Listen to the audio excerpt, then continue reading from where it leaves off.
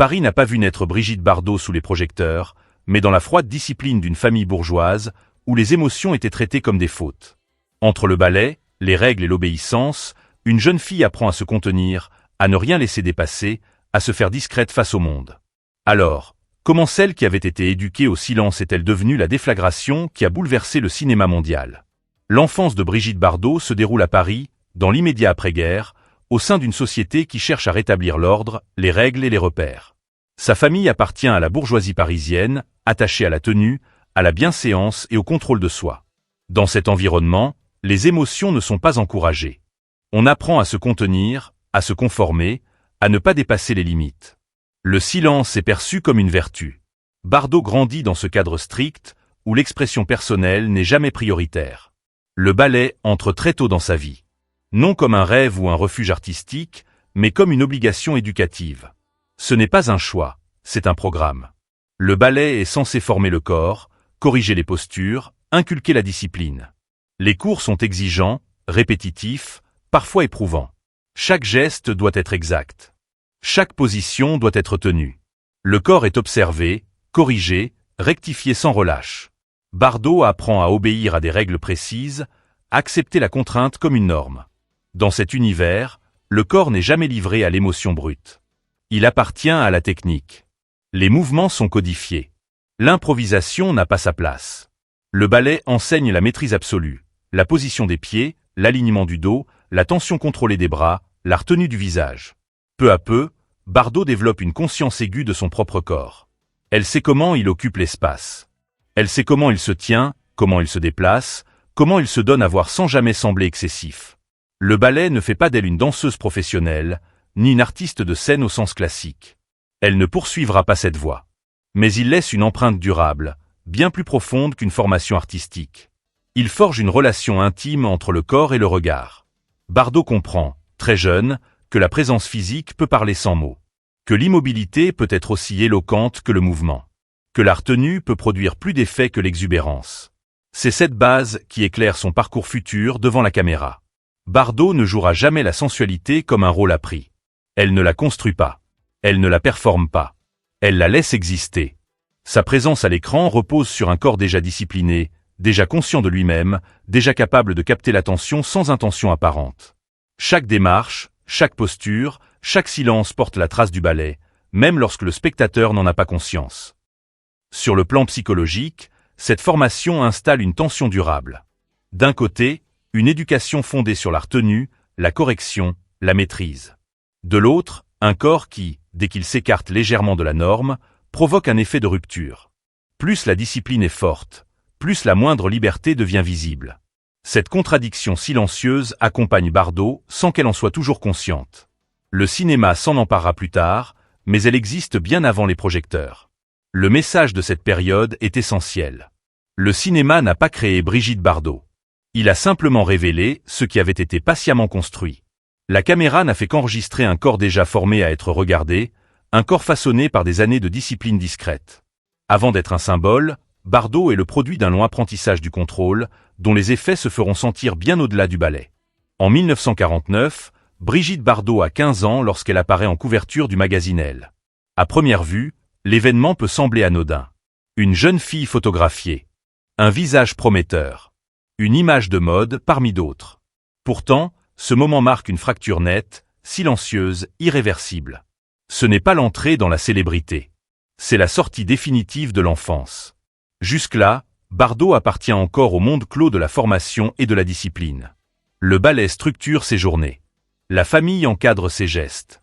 Le regard extérieur reste limité, presque absent. La couverture de Elle change la nature de ce regard. Pour la première fois, une image d'elle circule librement, sans contrôle familial, sans cadre pédagogique. Elle n'est plus observée pour être corrigée. Elle est regardée pour être désirée, interprétée, commentée. Ce que Elle cherche à ce moment précis n'est pas un talent au sens classique. Le magazine ne lance pas une actrice, ni une danseuse. Il cherche un signe de rupture. Une image capable d'annoncer autre chose. Après la guerre, la société française reste attachée à des modèles féminins bien définis. Élégance maîtrisée, retenue, distance. Bardot n'incarne rien de tout cela, et c'est précisément ce qui la rend visible. Son visage ne correspond pas aux normes installées. Il ne s'excuse pas d'exister. Il ne se conforme pas. Sur cette couverture, son regard est central. Il n'est ni provoquant, ni soumis. Il ne cherche pas à séduire frontalement, mais il ne se dérobe pas non plus. Ce regard ne demande pas l'autorisation. Il ne promet rien. Il ne rassure pas. Il existe, simplement. Pour beaucoup, c'est précisément ce qui déstabilise. Bardot ne joue pas un rôle. Elle ne se plie pas à une image attendue de la féminité. Elle apparaît comme une présence brute, encore maladroite, mais déjà impossible à normaliser. Ce moment marque aussi un basculement intérieur. Bardot passe d'un monde où l'on apprend à se taire à un univers où l'on est regardé sans filtre. Elle n'a pas encore les outils pour comprendre ce qui se joue, mais la rupture est là. Le corps, jusque-là discipliné pour obéir, devient soudain un objet public. Non pas par décision mûrie, mais par glissement. La couverture ne lui appartient déjà plus. Elle circule. Elle vit sa propre vie. Pour le public français, cette image révèle quelque chose de nouveau. Une féminité qui ne se définit pas par la bienséance ou la séduction codifiée. Une féminité qui ne cherche pas à plaire selon les règles établies. Bardot ne représente pas un idéal. Elle incarne une faille. Et cette faille attire immédiatement l'attention. Certains y voient une fraîcheur. D'autres, un danger. Mais personne ne reste indifférent. L'importance de cet épisode tient précisément à ce qu'il n'est pas un triomphe. Il n'y a pas encore de carrière. Pas encore de mythe. Seulement une rupture nette avec l'enfance protégée. Après elle, Bardot n'est plus tout à fait une élève. Elle n'est pas encore une actrice. Elle est entre deux mondes, exposée, sans véritable contrôle sur son image. Ce n'est pas le début de la gloire. C'est le moment où le regard des autres s'impose définitivement. À partir de là, Bardot ne pourra plus revenir en arrière. L'enfance se referme. L'image, elle, vient de naître. En 1952, Brigitte Bardot apparaît pour la première fois au cinéma dans Le Trou normand. L'événement n'a rien d'un sacre. Il ne s'agit ni d'un rôle central, ni d'une révélation immédiatement célébrée.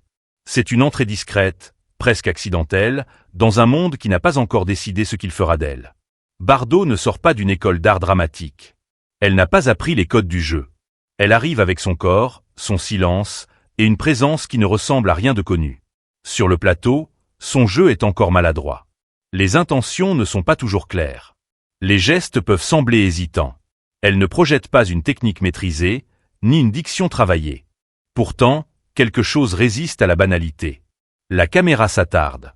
Elle revient. Comme si l'objectif cherchait à comprendre ce qu'il capte sans parvenir à le nommer. Bardot ne force rien. Elle ne compose pas. Elle est là, simplement, et cette simplicité déstabilise. Le cinéma français du début des années 50 privilégie alors des interprètes formés, capables de porter des dialogues, de construire des personnages lisibles. Bardot ne s'inscrit pas dans cette tradition. Elle ne semble pas jouer un rôle écrit pour elle. Elle ne s'appuie pas sur des intentions psychologiques explicites. Sa présence est antérieure au personnage. Avant d'être quelqu'un à l'écran, elle est un corps filmé, une manière d'occuper l'espace, une façon de se tenir dans le cadre. C'est précisément cette différence qui intrigue. La caméra ne réagit pas à une performance, mais à une existence. Bardot ne cherche pas à convaincre. Elle ne souligne pas ses émotions. Elle ne surligne rien. Le spectateur perçoit alors une forme de vérité brute, difficile à analyser, mais immédiatement perceptible. Le film ne devient pas un succès à cause d'elle, mais son apparition laisse une trace. Une impression diffuse que quelque chose ne fonctionne pas selon les règles habituelles. Cette singularité provoque aussi la méfiance. Les professionnels hésitent. Comment diriger une actrice qui ne joue pas comme on l'attend? Comment l'inscrire dans un système fondé sur la maîtrise et la répétition? Bardot est remarquée, mais elle n'est pas encore acceptée. On parle d'elle comme d'une présence intéressante, sans savoir si elle pourra tenir la durée. L'attention qu'elle suscite n'est pas unanime. Elle est observée, testée, parfois mise à distance. D'un point de vue cinématographique, Le Trou normand révèle une donnée essentielle. Bardot ne s'efface pas derrière le rôle. Elle ne se transforme pas. Elle demeure. L'image ne la traverse pas, elle la porte. Ce rapport particulier à la caméra annonce déjà ce qui viendra plus tard. Une actrice pour laquelle le cinéma ne sera pas un art de la composition, mais un art de la captation. Ce premier film ne lance pas une carrière fulgurante. Il ouvre une porte étroite, fragile. Bardot reste à la marge, entre promesses et incertitudes. Mais quelque chose est enclenché. Le cinéma a posé son regard sur elle, et ce regard ne pourra plus être totalement retiré. La différence qu'elle incarne la rend à la fois visible et problématique. À ce stade, Bardot n'est ni une actrice accomplie, ni une simple débutante. Elle est une anomalie. Et c'est précisément cette anomalie qui attire. Le trou normand ne fait pas d'elle une star. Il confirme simplement que, face à la caméra, elle n'a pas besoin de jouer pour exister. Cette évidence dérange autant qu'elle fascine, et elle marquera durablement la suite de son parcours. Au début des années 50, la France tente de se reconstruire après la guerre. Le pays aspire à la stabilité, à l'ordre retrouvé, à des repères clairs. Les normes sociales se resserrent. La famille, la morale, la retenue redeviennent des valeurs centrales. Le cinéma participe pleinement à ce mouvement. À l'écran, les femmes doivent être élégantes, mesurées, lisibles. Elles incarnent des rôles définis, rassurants, rarement dérangeants. La transgression n'est pas attendue. Elle inquiète. Dans ce paysage encore conservateur, Brigitte Bardot apparaît comme un corps étranger.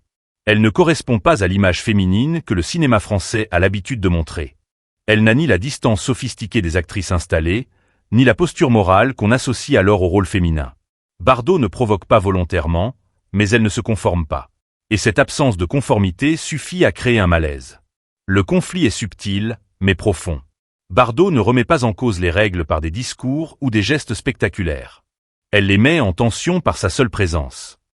Sa manière d'être filmée, de se tenir, de regarder, introduit un trouble. Elle ne semble ni coupable, ni soumise. Elle ne cherche pas à se justifier. Cette neutralité apparente face aux attentes sociales est perçue comme une forme de menace. Le cinéma français, encore attaché à une féminité contrôlée, ne sait pas comment la cadrer. La presse commence alors à se diviser. Certains journalistes parlent de fraîcheur, de modernité, d'un souffle nouveau. D'autres expriment une inquiétude diffuse. Bardot est observée comme un phénomène ambigu. Elle attire l'attention, mais elle dérange. On la décrit parfois comme naïve, parfois comme dangereuse, sans jamais parvenir à la fixer dans une catégorie stable. Cette polarisation médiatique ne repose pas sur ses rôles, encore limités, mais sur ce qu'elle semble incarner malgré elle. D'un point de vue social, Bardot devient rapidement un miroir. Elle reflète les peurs d'une société face à l'évolution du rapport au corps féminin. Après la guerre, le contrôle du corps est un enjeu central. Il s'agit de restaurer l'ordre, y compris symbolique. Or Bardot ne participe pas à cet effort de normalisation. Son corps n'est ni dissimulé, ni théâtralisé selon les codes habituels. Il est simplement là, visible, vivant.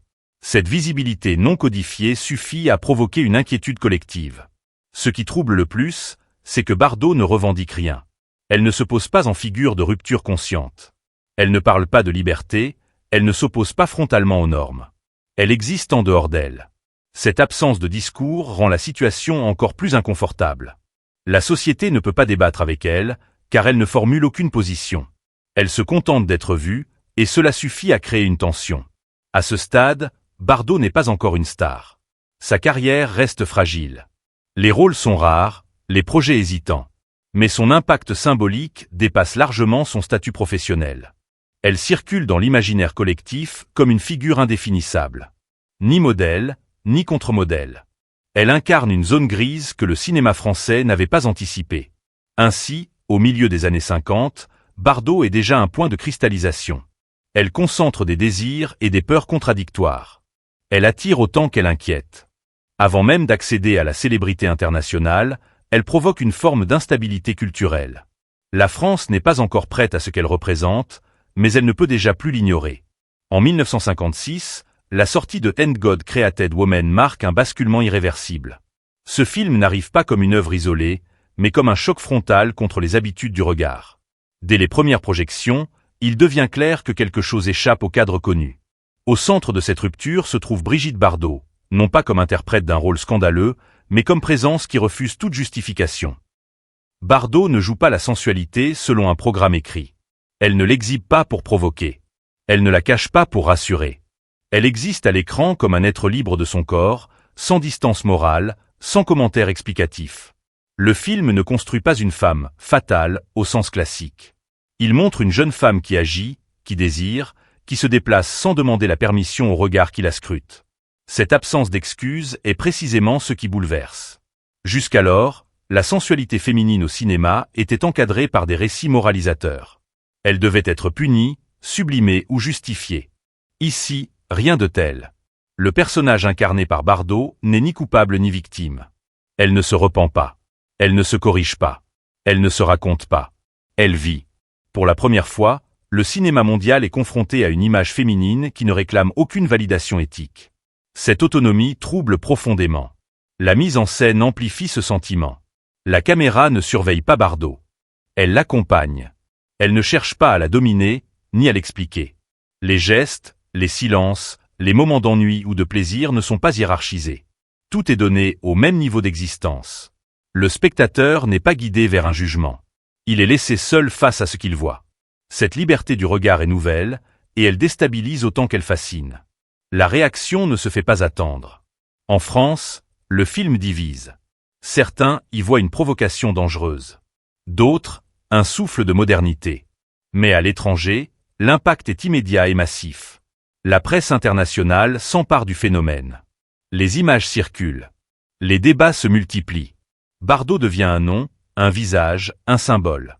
Non pas parce qu'elle incarne une actrice exceptionnelle au sens académique, mais parce qu'elle cristallise une transformation profonde du rapport entre le corps féminin et l'image. Le concept même de sex-symbole est alors réécrit. Avant Bardot, cette notion renvoyait à des figures construites, distantes, souvent inaccessibles. Avec elle, la sensualité n'est plus une posture figée. Elle devient mouvante, imprévisible, presque ordinaire. Bardot ne se tient pas au-dessus du monde. Elle y circule. Cette proximité crée une identification inédite. Elle n'est pas une icône hors d'atteinte. Elle est une présence qui dérange parce qu'elle semble possible. Les médias amplifient cette onde de choc. Les unes se succèdent. Les commentaires oscillent entre fascination et inquiétude. Bardot est décrite comme un danger pour la morale, mais aussi comme le visage d'un monde nouveau. Chaque apparition publique renforce cette ambiguïté. Elle ne contrôle pas le récit qui se construit autour d'elle, et pourtant, ce récit ne peut se passer d'elle. Elle devient un point de fixation culturelle, bien au-delà du cinéma. À partir de 1956, Bardot cesse d'être simplement une actrice prometteuse. Elle devient un phénomène global. Son image dépasse les films. Elle influence la mode, les attitudes, les conversations. Elle incarne une possibilité jusqu'alors inavouée, celle d'un corps féminin libre de toute narration punitive. Cette possibilité provoque des résistances, mais elle s'impose malgré tout. La déflagration de And God Created Woman ne tient pas à une scène précise ou à un scandale ponctuel. Elle tient à une évidence nouvelle. Le cinéma vient de montrer qu'une femme peut exister à l'écran sans être expliquée, corrigée ou jugée. Bardot ne revendique rien. Elle ne théorise rien. Elle est là. Et cette simple présence suffit à déplacer durablement les lignes. À partir de ce moment, rien ne sera plus jamais tout à fait comme avant. Le monde du cinéma a changé de regard. Et Brigitte Bardot, sans l'avoir prémédité, est devenue le visage de ce changement. Le parcours de Brigitte Bardot ne suit aucune trajectoire calculée. Il se construit par glissements successifs, presque malgré elle. Du ballet, appris comme une discipline imposée à la couverture de Elle qui rompt définitivement avec l'enfance, chaque étape marque une perte de contrôle progressive sur son image. Puis vient le cinéma, d'abord à la marge, avec des rôles secondaires, hésitants, avant l'explosion brutale de 1956. Rien n'a été planifié. Rien n'a été maîtrisé de bout en bout. Ce qui relie ces moments, ce n'est pas une stratégie de carrière, mais une constance intérieure. Bardot ne sait pas masquer ce qu'elle est. Elle ne joue pas à devenir autre. Elle ne construit pas un personnage public pour se protéger. Cette absence de filtre, longtemps perçue comme une faiblesse, devient paradoxalement la source de son impact. Le monde du cinéma, habitué aux figures façonnées, se retrouve face à une présence qui échappe aux méthodes traditionnelles. Son passage du statut de jeune fille parisienne à celui d'icône mondiale n'est donc pas une ascension classique. C'est une collision entre une personnalité irréductible et un système d'image incapable de la contenir. Bardot ne conquiert pas le cinéma. Le cinéma la révèle, parfois malgré lui, parfois contre lui. Le message final de cette histoire est simple et dérangeant. Brigitte Bardot n'a pas été créée par le 7e article. Elle n'est pas le produit d'un regard, mais sa conséquence.